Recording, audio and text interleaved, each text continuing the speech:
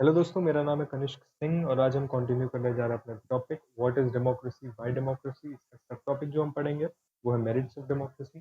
हमने डेमोक्रेसी को डिफाइन कर लिया, उसके वेरियस फीचर्स देख लिए, आर्ग्यूमेंट्स अगेंस्ट डेमोक्रेसी भी देख लिया। तो चलिए शुरू करते हैं। तो स्टार्ट करते हैं बेसिक केस स्टडी के साथ। ये केस स्टडी है लेट 1950s की। उस वक्त फेमाइन आ गया था, यानी कि भुखमरी आ गई थी साउथ एशिया में।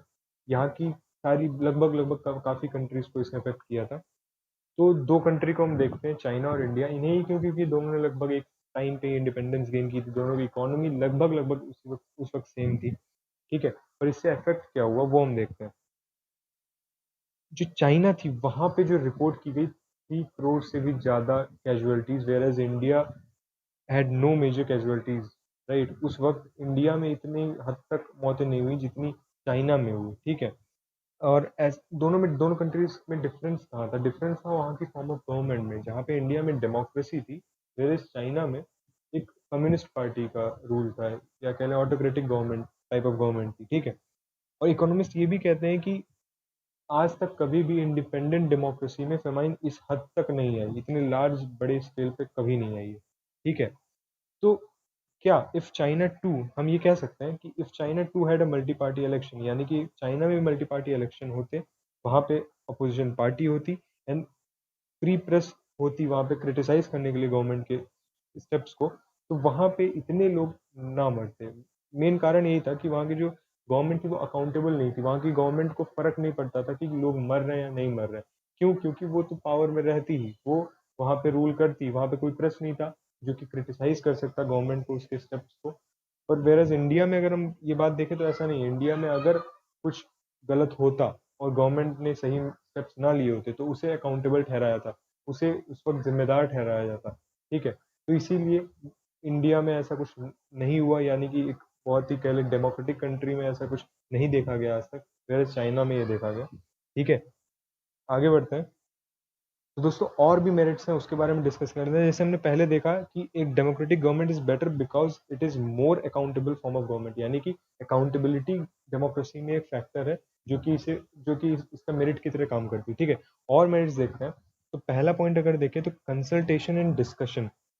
अब हम इसे रिलेट कर सकते हैं अपने पिछले लेक्चर के पॉइंट के, जिसमें हमने देखा था कि डेमोक्रेसी में चीजें लोगों तक पहुंचने में डिले हो जाता है। क्यों? क्योंकि काफी लोगों को कंसल्ट करना पड़ता है। मैंने उस वक्त भी कहा था कि इसका एक एडवांटेज भी, एडवांटेज क्या है, वो बहुत बड़ा एडवांटेज है। ठीक है, उसके डिसएडवांटेज तक को वो कवर कर लेता है।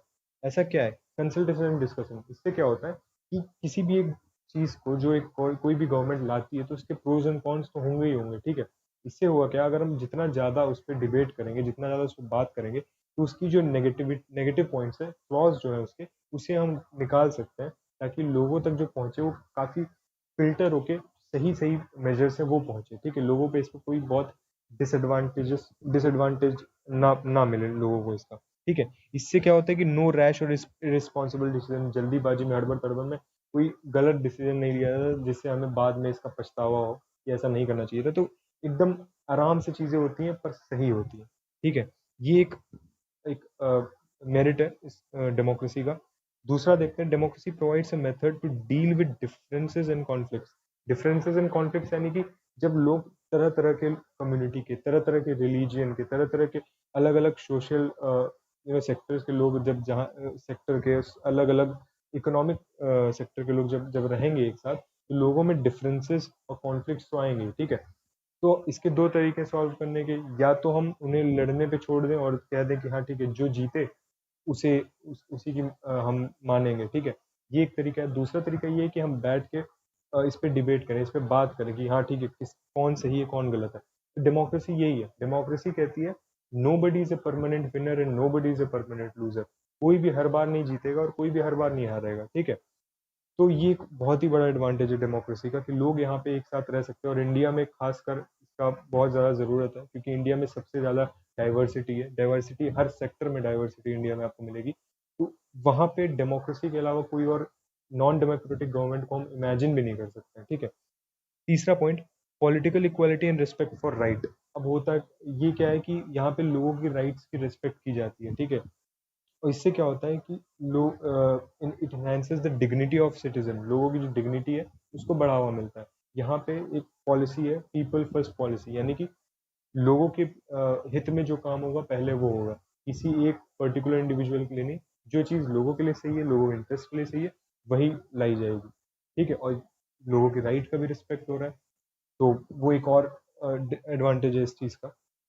लास्ट पॉइंट देखते हैं, democracy is better than other form of government because it allows to correct its own mistake.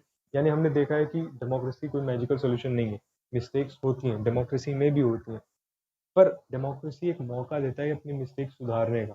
ठीक है, मान लीजिए कोई गलत गवर्नमेंट ने डिसीजन लिया, तो अब लोगों को पता है या तो ये डिसीजन बदलेगा, नहीं तो ये सरकार बदल जाएगी, और यही सेम बात गवर्नमेंट को भी पता है, इसीलिए वो इस पे काम भी उतनी जल्दी और उतनी ही तेजी से करेगी। क्यों? क्योंकि उसे भी पावर में रहना है, उसे भी लोगों के लिए काम करना है। ठीक है, और यही चीज इसका सबसे बड़ा एडवांटेज है।